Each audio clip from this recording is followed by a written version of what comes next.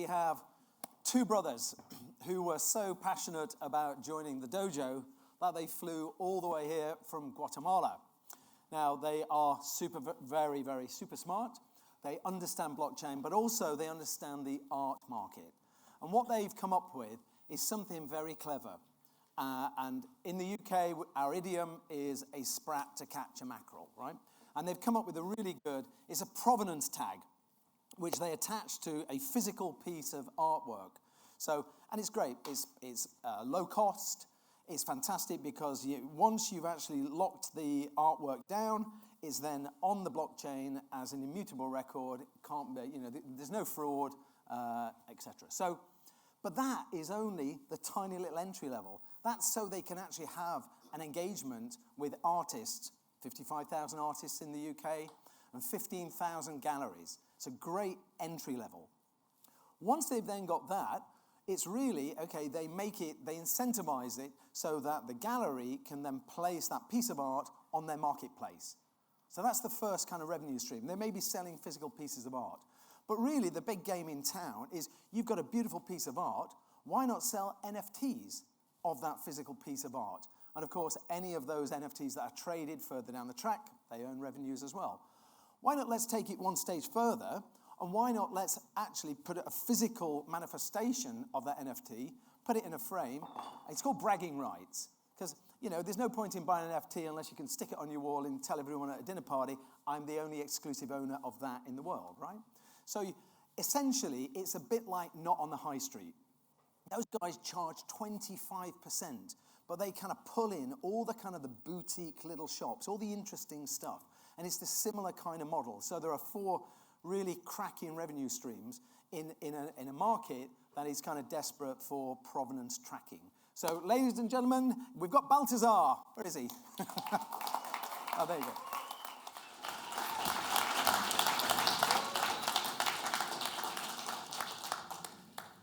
I freaking love art. And my brother Carlos, he freaking loves blockchain. And this business brings both our passions together. I worked in an art gallery in Guatemala for several years, and it always amazed me how we would give paper certificates to people that had spent thousands of dollars on a painting. Imagine that, a paper certificate that tells you your artwork is authentic and it's easily lost, stolen, or counterfeit. So what does it mean for something to be authentic? In art, it is clearly understood. There have been forgeries for hundreds, maybe thousands of years.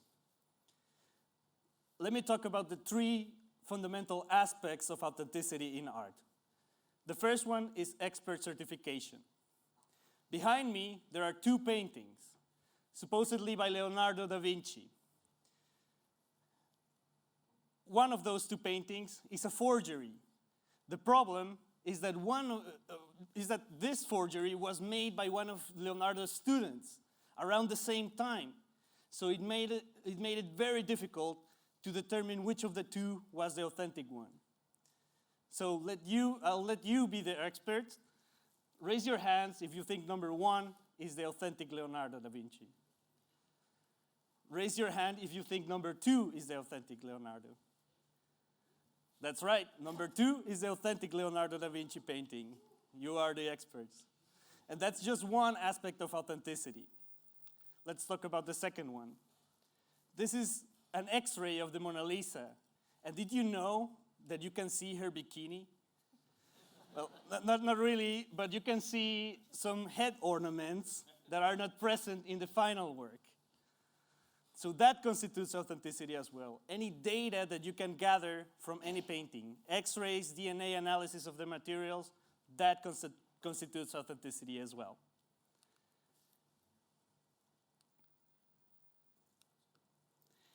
And the third and probably most important aspect of authenticity is provenance. What does it mean for something to be genuine? The word genuine comes from genu, a Latin word for knee. And this comes from an old Roman tradition when fathers used to sit their kids on their knee, recognizing them as their own kids. So provenance, the life story of an item. Who owns it, who sold it, when, and for how much. So what are we doing at GNP? We're doing provenance tags that include the three aspects of authenticity. These are destructible tags that, when removed, get destroyed and no longer work. And you control the keys to this authenticity certificate. This authenticity certificate lives on the blockchain, and only you can access it. Only you can transfer the ownership to someone else. And that's not all we're doing. We're also using blockchain to facilitate the exchange and sale of art pieces. This is our art platform, and we let owners of certified art list and sell their art pieces on our platform. Buyers get instant ownership certification straight to their wallet. We get an 18% commission out of that sale, and the seller gets instant payment straight to their wallet.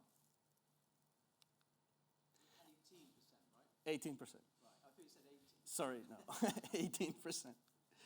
And that's not the best of all. We're also implementing NFTs with exclusive bragging rights. We let you have exclusive access to the high-definition image of an NFT. You can use that to brag to your friends that you own this exclusive piece of art. So let's talk about the art market. This is probably one of the biggest markets tackling blockchain at the moment. They are ready for blockchain adoption. Just in the UK, the art market is $10 billion. And the NFT market in the last quarter of 2021 is $7.4 billion. We plan on accessing a slice of that and make our money out of it. So we're asking for 140,000 SEIS investment to increase our marketplace, develop it further, and increase our list of artists, collectors, and dealers. So come join me. Let's bring the past, the present, and the future together. Let's bridge the physical and the digital with blockchain. Thank you.